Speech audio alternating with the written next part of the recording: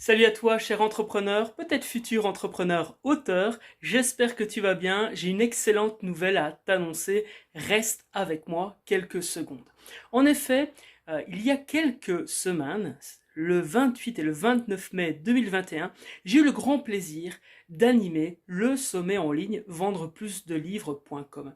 C'est un sommet qui a rassemblé plus de 300 participants. Il y a eu plus de 1000 commentaires et 10 heures de live. Et je tiens avant tout à remercier les co-organisateurs de cet événement et tous les invités sans qui cela n'aurait pas été possible. D'ailleurs, l'initiative a été lancée par Ethan, Séverin et Dimitri, que je remercie. Je mets les liens vers leur site dans la description. Et grâce à eux, on a pu créer cet événement de folie. Même Chuck Norris et Pascal le grand frère nous ont fait un témoignage vidéo. C'est à mourir de rire, faut aller voir ça dans le groupe que tu peux rejoindre en regardant dans la description de la vidéo. La bonne nouvelle, c'est que pendant tout le mois de juillet et le mois d'août, tu vas pouvoir obtenir, à partir d'aujourd'hui, chaque vendredi, une interview tirée de ce sommet vendreplusdelivres.com. Tu vas pouvoir rencontrer des auteurs et aussi des experts en publicité sur Amazon par exemple, pour justement toi aussi pouvoir écrire, publier, promouvoir et vendre plus de livres. Et même si la finalité de la stratégie publiée pour impacter.com c'est plus de t'amener à faire de l'argent après le livre, là tu vas avoir des techniques pour déjà générer des revenus en vendant ton propre livre. Avec des techniques d'écriture, des techniques de publication, bref, il y a la totale dans cette série d'interviews.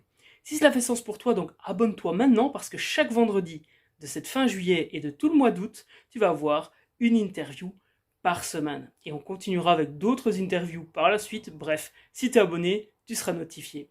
Prends des notes, choisis une action que tu vas retrouver dans ces interviews et surtout passe à l'action car sans action, pas de résultat. Je te souhaite une agréable écoute avec cette interview du jour. Prends soin de toi pour mieux prendre soin des autres et rappelle-toi que tu as un message à faire passer et que d'autres ont besoin de t'entendre ou de te lire. Prends soin de toi. Ciao, ciao.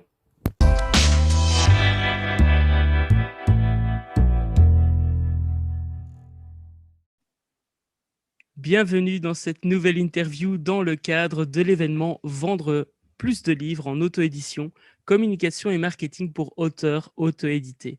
Aujourd'hui, nous avons une invitée spéciale, Élodie Laurette, qui se trouve à la Réunion. Plein de soleil, plein de beau temps.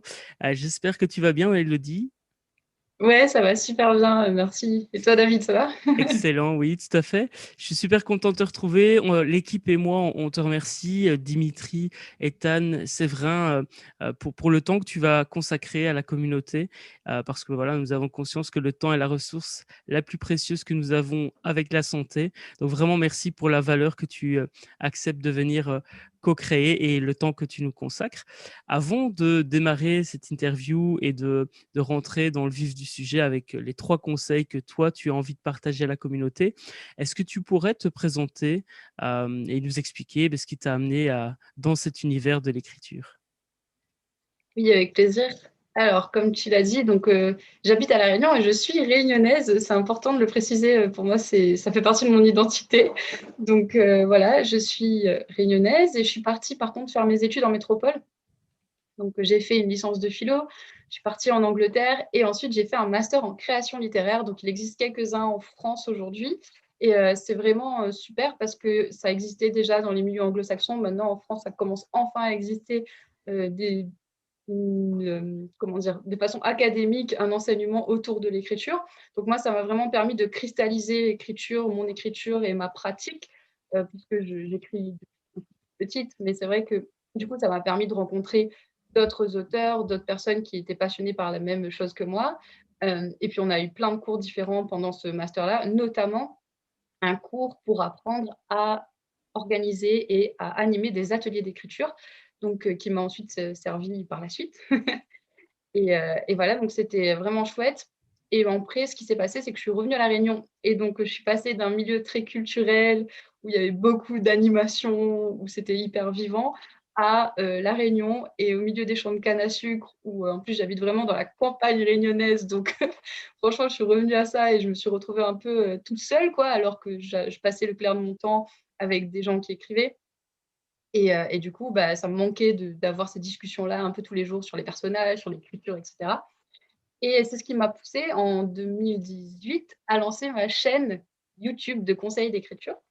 Donc la chaîne, elle en ce moment, elle est un petit peu en pause, mais il y a toujours plein de contenus dessus sur la création de personnages, les dialogues, hem, les descriptions, les chapitres, enfin bref, il y a vraiment plein de contenus là-dessus et du coup, je me suis lancée sur internet à ce moment-là. J'ai lancé aussi ma page Instagram à ce moment-là.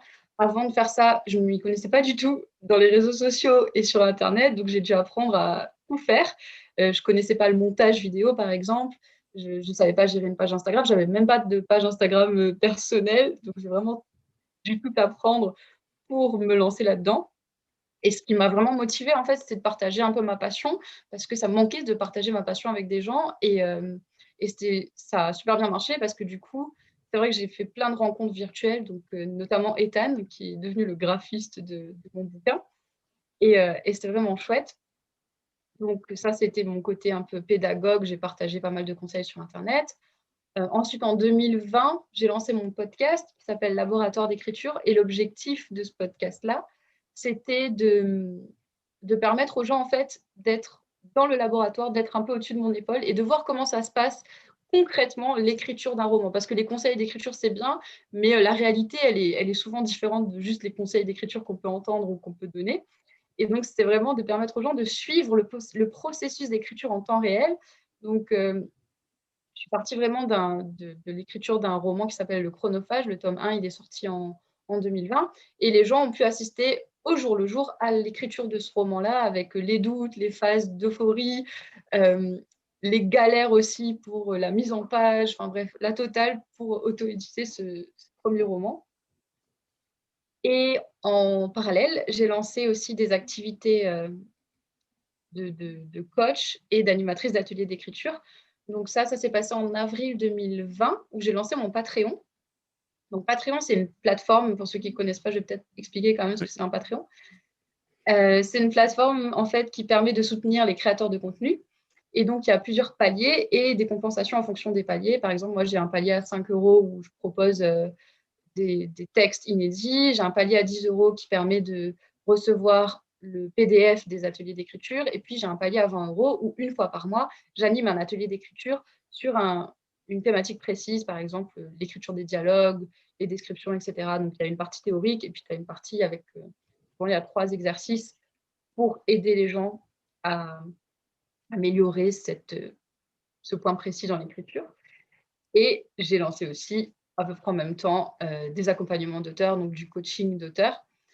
Soit j'ai 2 offres en fait, une offre qui est plus ponctuelle, donc c'est une séance ponctuelle où, la personne peut faire appel à moi si elle bloque par exemple dans son écriture ou si elle a besoin de conseils aussi de promotion. C'est ce que je commence à le faire aussi un petit peu et une offre qui est plus, 6 séances de coaching qui peuvent être réparties un petit peu comme la personne elle veut.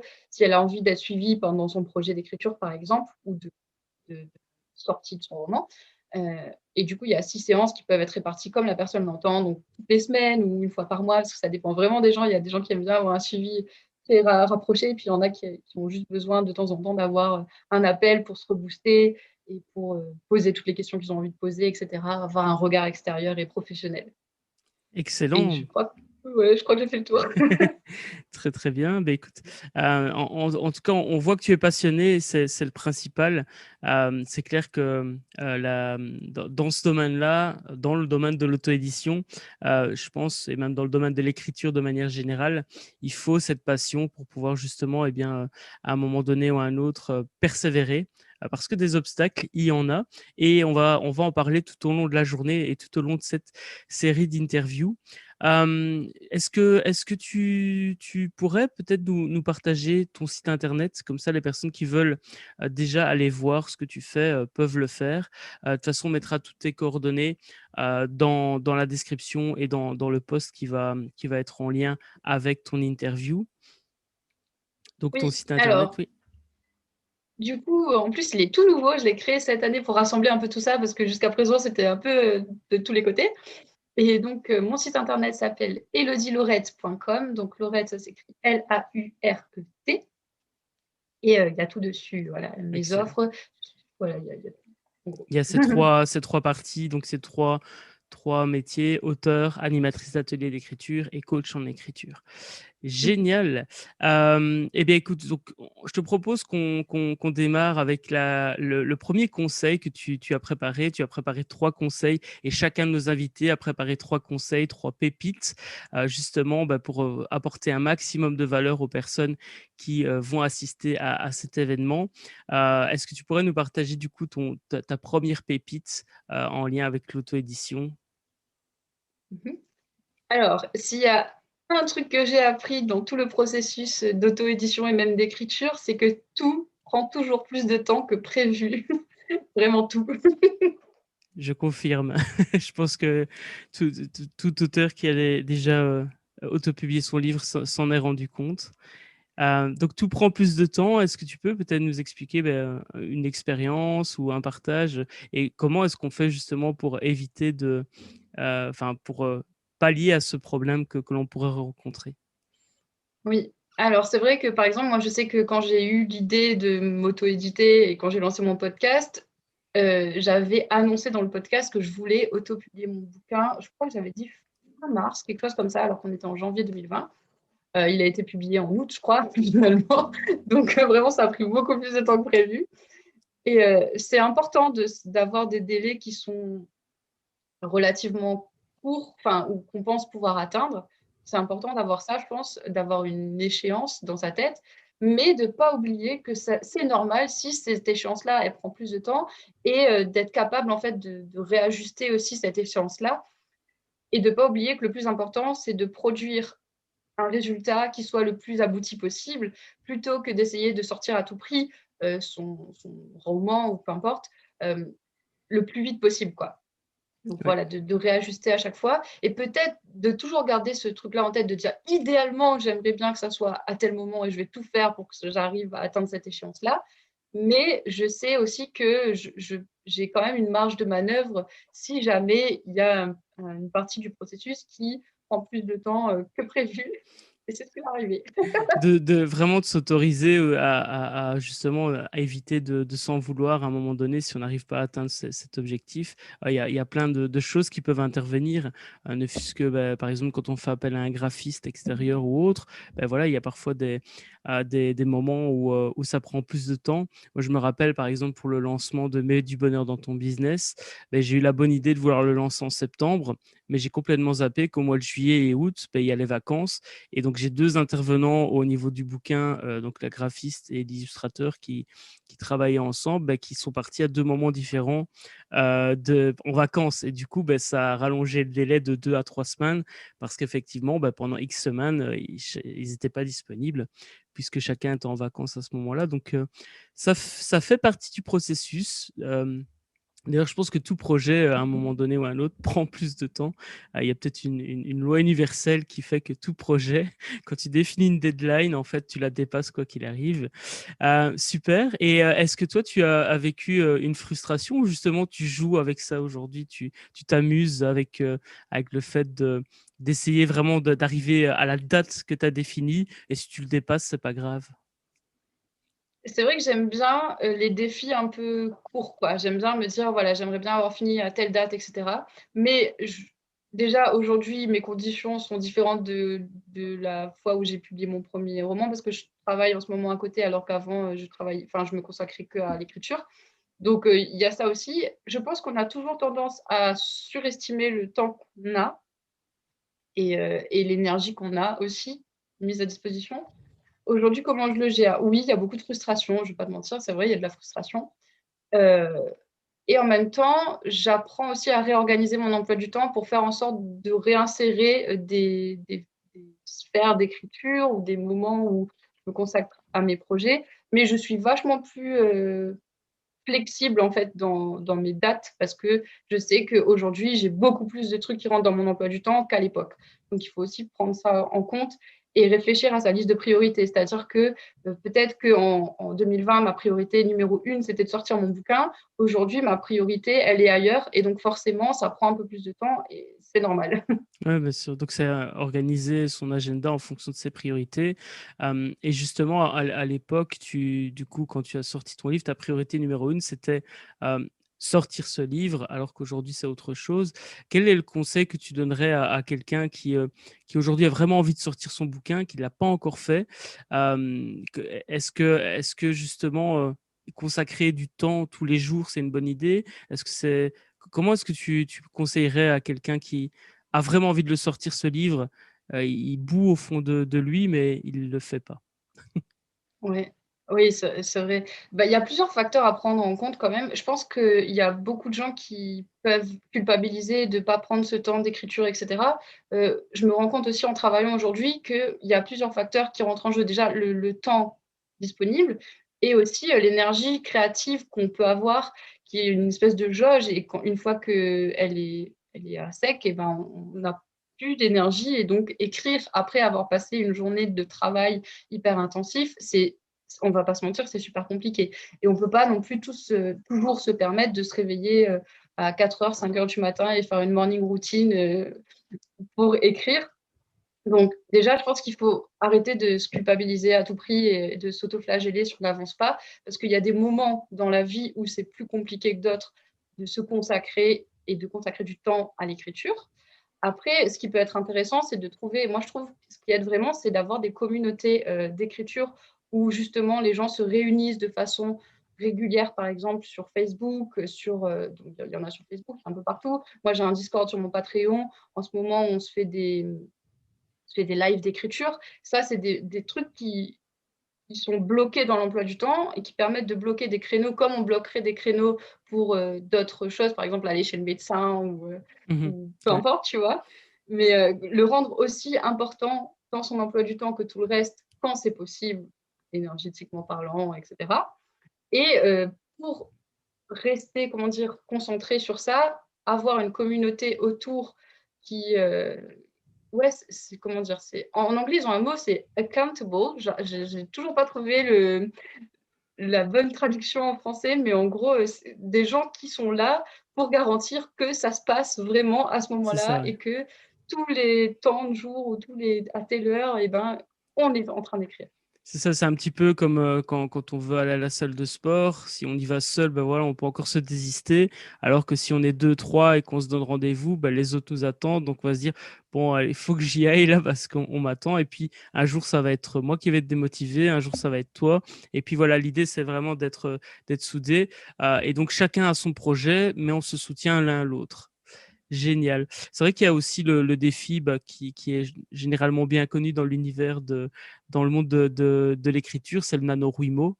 Ouais. C'est vrai que moi, chaque année, le NaNoWriMo, depuis 2 ans, beh, je le fais et c'est une superbe dynamique et en plus, bah, il y a pas que le mois de novembre, il y a d'autres moments où sont organisés des NaNoWriMo. Donc il y a moyen de se motiver et de trouver des groupes. Donc il y a un groupe que toi tu animes, un Discord que tu animes, c'est sur ton Patreon, donc on mettra les informations aussi, dans la description, de ce post. Bah, déjà merci pour ce premier conseil, je te propose qu'on passe, au deuxième conseil, à la deuxième pépite que tu nous as préparée. Est-ce que tu peux nous en dire plus? Oui, alors la deuxième pépite, le deuxième conseil, c'est d'essayer de trouver un format ou un concept qui est un peu sous-coté pour justement réussir à se faire connaître en auto-édition. Moi, c'est ce que j'ai fait, par exemple, avec le podcast. Quand j'ai lancé le podcast en 2020, en termes d'écriture, il y avait très peu, vraiment pratiquement pas, en fait, de podcasts autour de l'écriture et encore moins sous ce format-là. J'ai un peu inventé un format, pour moi, c'est le vlogcast, donc mi-vlog, mi-podcast, un podcast audio, en fait. Et ça a super bien marché parce que justement, il y avait personne qui faisait ça et en même temps, il y avait quand même, une demande parce que le podcast commençait déjà à prendre un peu plus de place sur le marché numérique en général. Mais en termes d'écriture, il y avait pas trop, de podcasts sur l'écriture et encore moins dans ce concept-là et dans ce format-là, quoi. Du coup, ça a explosé, le podcast, il a fait je sais pas, tu vois, aujourd'hui, il a plus de 30 000 écoutes. C'est quand Tu même pas as rien, trouvé quoi. vraiment, il y a vraiment eu un public et un écho qui a fonctionné chez d'autres personnes qui ont vraiment envie d'écouter ce type de contenu. Euh, et donc, l'idée ici, c'est vraiment de trouver un format qui est sous-exploité et de l'utiliser pour se faire connaître.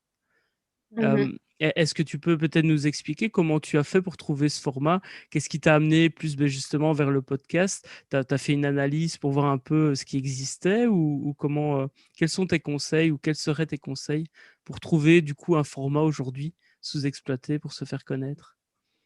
Ouais, je pense qu'il y a un truc à faire, c'est de garder toujours ses écoutilles ouvertes, tout bien ouverts comme ça, et de pas se contenter de rester dans sa zone de prédilection.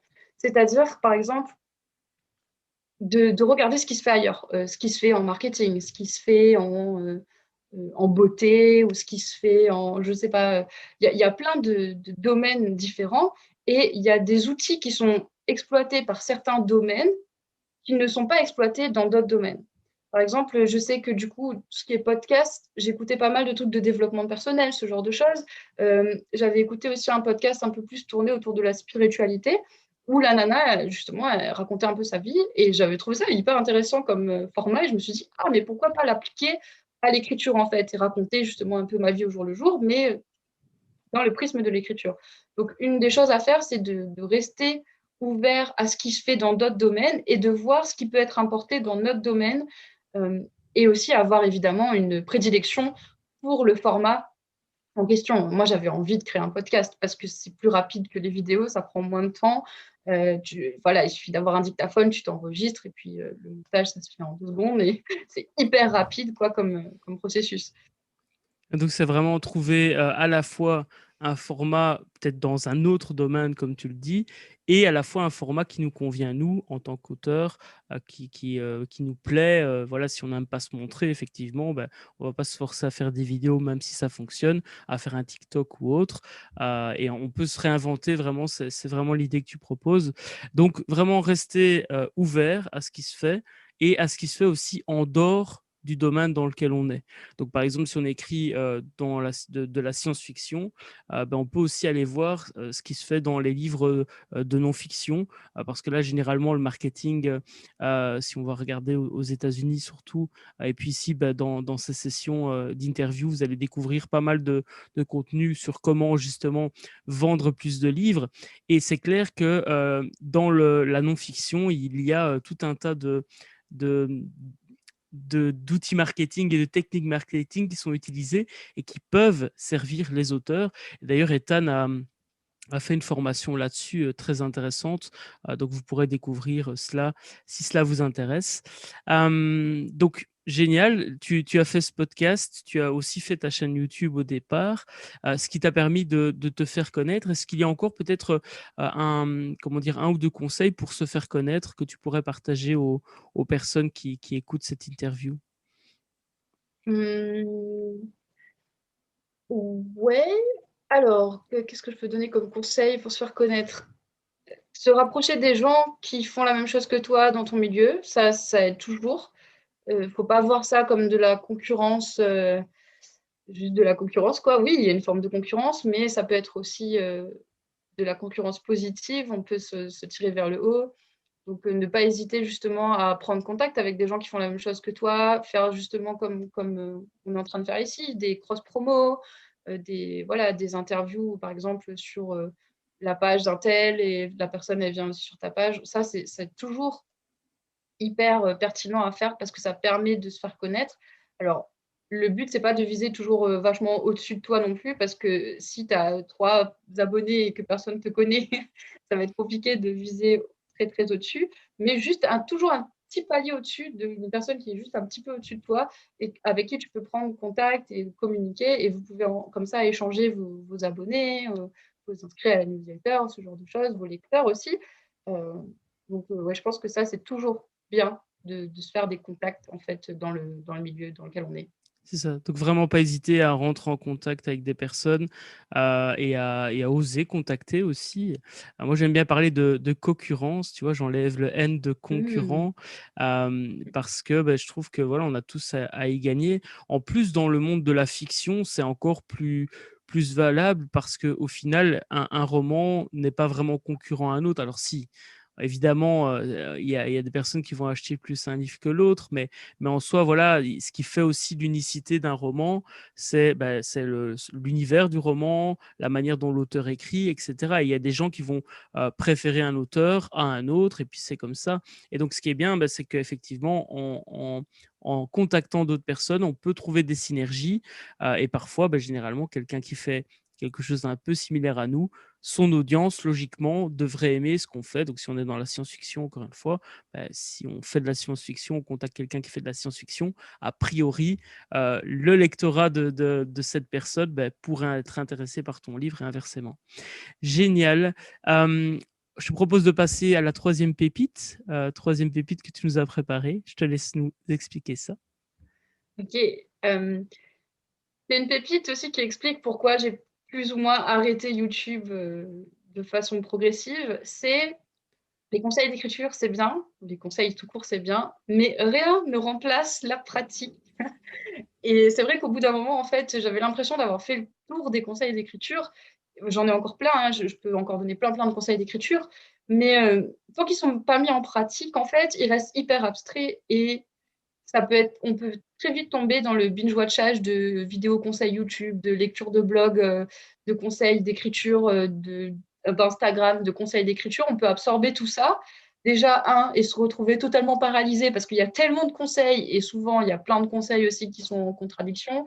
Oui, il faut faire un plan. Oui, en fait, il vaut mieux pas faire de plan. Enfin, ça peut vite être paralysant et c'est chouette aujourd'hui qu'on ait accès à plein de contenus comme ça gratuitement sur internet.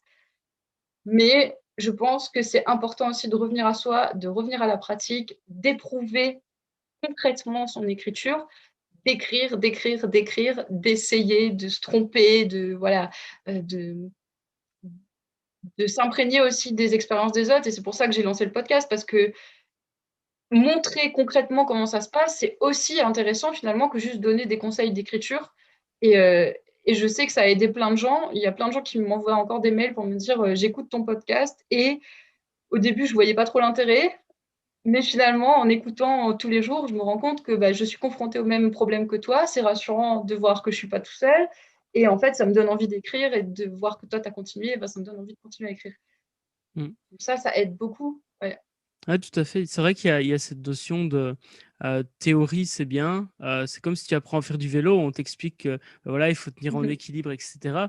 Mais c'est que quand tu te lances, que tu peux apprendre à faire du vélo. L'écriture, c'est la même chose. Et le danger aussi en écoutant plein de vidéos, plein de conseils, c'est à un moment donné aussi de se retrouver face à des doutes et à des peurs parce qu'on va se dire, purée, ouais, elle fait ça, mais ça fait longtemps qu'elle le fait, ou je vais jamais y arriver, ou j'ai pas un bon niveau de français, ou j'ai pas ceci, ou j'ai pas cela. Donc effectivement, le meilleur moyen de dépasser une peur, le meilleur moyen de dépasser un doute, c'est de tuer le doute, c'est d'y aller, de passer à l'action. Et c'est OK de se tromper aussi. Ça, je suppose que c'est aussi pour ça que ton podcast plaît aussi. C'est parce que justement, tu ne caches pas qu'à des moments donnés, tu as des doutes. Et moi aussi, j'ai des doutes. Tout le monde, en fait, a des doutes en tant qu'auteur, c'est normal. Voilà, parfois, on se lance des défis, on a envie de sortir son livre à telle date, et si on n'y arrive pas, c'est OK. Du moment qu'on a avancé, c'est le principal. Donc, c'est un conseil qui résonne beaucoup chez moi. Et indiquez-nous, vous qui nous regardez, si ça résonne chez vous, et laissez un mot à Elodie. Ça lui fera un énorme plaisir, j'en suis sûr et certain. Génial. Carrément. Est-ce que tu as encore envie de Mais partager quelque chose par rapport à ça? ouais, en fait, du coup, c'est aussi pour ça, en partie, que j'ai lancé les ateliers d'écriture parce que, bon, déjà, c'est un truc que j'aime énormément. J'anime des ateliers d'écriture, depuis un moment déjà, depuis la fin de mon master en fait, que ça soit en médiathèque, en école, souvent donc avec des enfants, avec des adultes et tout. Mais j'avais jamais appliqué ce truc-là, à ce que je faisais déjà sur internet en fait. Et du coup, j'ai, fait se rejoindre les 2 parce que jusqu'à présent, je faisais des ateliers d'écriture plutôt, comment dire? De fiction, enfin pour le fun, quoi, un peu. Bon, après, c'est toujours fun, hein, ce que je fais, mais plus ciblé, tu vois. Au lieu, en fait, j'ai pris ce que j'aurais fait en termes de conseils d'écriture et j'ai essayé de réfléchir à des propositions d'écriture qui pourraient permettre aux gens de s'approprier les techniques d'écriture et s'approprier justement les outils que j'aurais pu donner juste en conseil. Donc, ce qui fait que les gens en atelier d'écriture avec moi, eh ben, ils appliquent tout de suite dans leur écriture les conseils. Ils ne sont pas juste là avec voilà, plein de conseils théoriques. Je leur donne la partie théorique et je leur dis maintenant, appliquez-le dans un texte dans le temps, voilà, avec des consignes d'écriture, un cadre qui permet aussi, la contrainte, elle permet aussi l'écriture, quoi.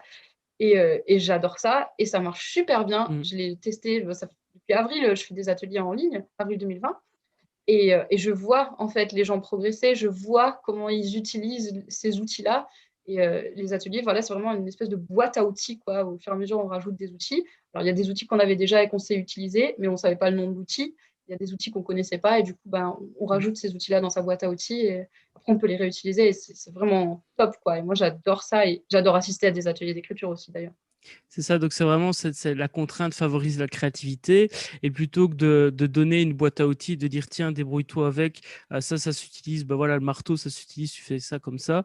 Mais non, c'est dire: «Prends le clou, prends le marteau et pratique l'outil» et puis tu te rends compte aussi si ça te convient ou pas parce qu'il y a des personnes qui sont plus clou, il y a des personnes qui sont plus vis et cetera et cetera.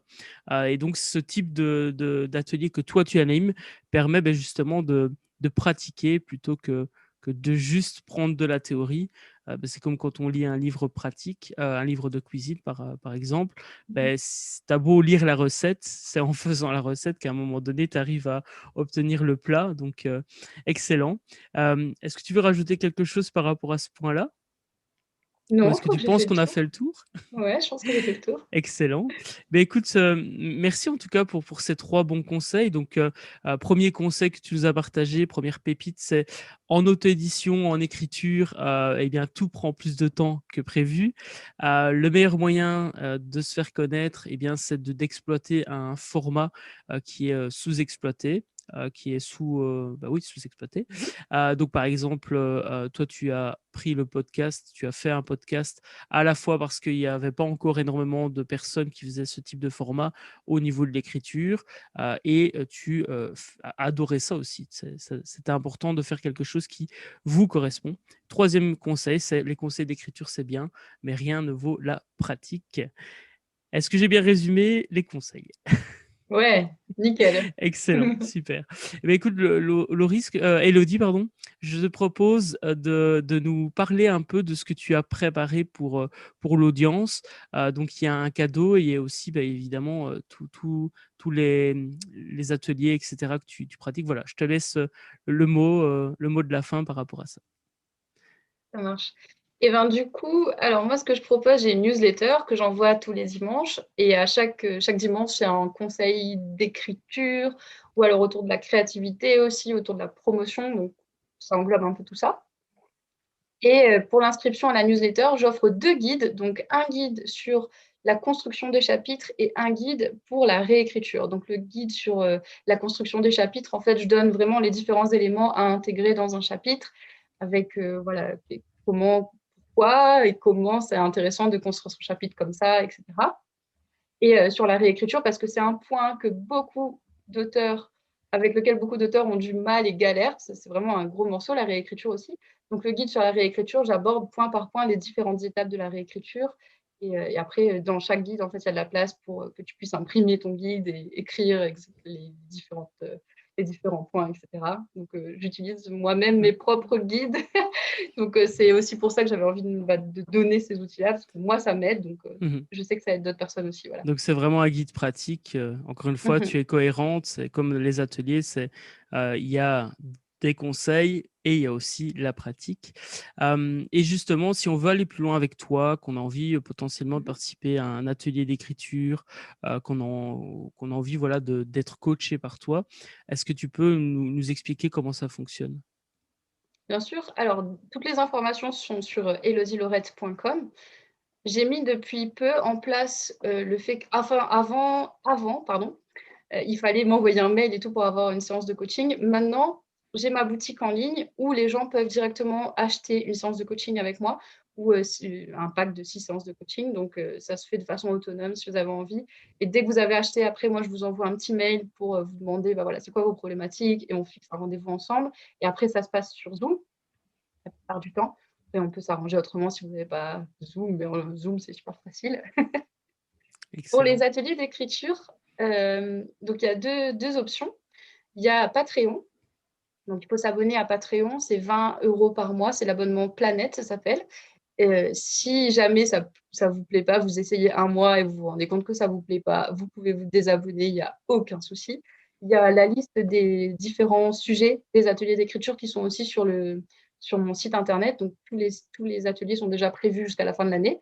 Et une deuxième option pour ceux qui sont un petit peu plus timides, qui n'aiment pas trop être en communauté dans les ateliers d'écriture, j'ai aussi des ateliers d'écriture nomades. Donc, c'est les ateliers que j'ai animés sur Patreon, en fait, mais que j'ai enregistrés avec justement un format juste audio, comme un podcast. C'est un atelier d'écriture nomade que tu mets ton écouteur et tu lances ton atelier d'écriture. Tu peux faire ça depuis n'importe où. Tu as aussi la version PDF et du coup, les gens, ils peuvent faire leurs petits ateliers d'écriture nomade comme ça, sur des thématiques. Donc, pour l'instant, il y en a 3 qui sont sortis. Il y a les scènes d'action, les dialogues et j'ai oublié le troisième, Ah bah, le les troisième, c'est... descriptions, Ah, pardon, je c'est? crois. Les descriptions, il me Ah semble. voilà, ok. Sinon, j'allais dire, c'est pour découvrir le thème, aller sur le site internet d'Elodie, c'est le plus facile. Excellent. Ben écoute, merci en tout cas pour le temps que tu nous as consacré, ces beaux conseils. J'aime bien clôturer les sessions et les interviews par peut-être un dernier mot que tu auras envie de partager à quelqu'un qui hésite encore à écrire son livre. Il sent au fond de lui, tu vois, qu'il a envie d'écrire quelque chose, mais il y a des doutes peut-être, ou il pense qu'il n'a pas suffisamment de temps. Enfin, voilà, toutes ces choses qu'on a sûrement traversées, toi et moi, Ethan, Séverin, Dimitri, et tout auteur, à mon avis, traverse ce type de doute. Et je pense qu'une fois que le premier est sorti, c'est voilà, s'il y a d'autres doutes qui arrivent, mais c'est fait. Voilà, qu'est-ce que tu auras envie de partager? Peut-être qu'est-ce que tu auras envie de crier comme message à quelqu'un qui a ce livre au fond de lui, mais qui l'a pas encore sorti? Ouais. Euh, Tu joues pas ta vie avec l'écriture et on se met souvent beaucoup de pression. On a l'impression que c'est un truc énorme, immense, mais ta vie n'est pas en danger en ce moment. Et souvent, c'est ça qui nous empêche d'écrire, c'est la peur. La peur, elle est là pour nous garder en vie, sauf que à ce moment-là, elle ne t'est pas utile en fait, ta peur. Tu ne joues pas ta vie. Tu peux juste ouvrir cette petite porte là et voir ce qu'il y a à l'intérieur, sans pression, sans vraiment, juste en retrouvant ce plaisir simple qu'on peut avoir quand on est enfant, de découvrir, d'expérimenter, d'explorer. Moi, j'ai tendance à voir les choses comme des expérimentations, parce que quand on expérimente, on enlève un petit peu cette pression qu'on peut se mettre quand on a envie de faire les choses bien et de tout faire de façon hyper professionnelle directement. Non, juste expérimente. Ouvre un document, ouvre ton carnet et expérimente avec les mots, joue avec les mots, vois ce qui sort. C'est sans jugement, en fait, juste essaye et vois où ça te mène. Voilà. Merci Elodie. Bah, écoute, je te souhaite plein de belles choses. Donc, rendez-vous sur elodielorette.com. Ça s'écrit donc L-A-U-R-E-T. Donc, Elodie, L-A-U-R-E-T.com. Toutes les informations sont de toute façon dans la description. Donc, 2 beaux cadeaux que tu nous offres, que tu offres à la communauté, 2 guides. En plus, il y a une newsletter qui arrive tous les dimanches. Que demander de plus, si ce n'est passer à l'action. Donc, passe à l'action, toi qui écoutes cette interview. Merci beaucoup, Elodie. Je te souhaite encore plein de belles choses. Toute l'équipe te souhaite plein de belles choses. Donc, toi qui écoutes cette interview, reste avec nous parce qu'il y a d'autres interviews qui vont suivre. Et voilà, encore merci d'assister à cet événement. Vendre plus de livres en auto-édition, communication et marketing pour auteurs édités. À très bientôt, Elodie. Merci David pour Au revoir. l'invitation, c'était super.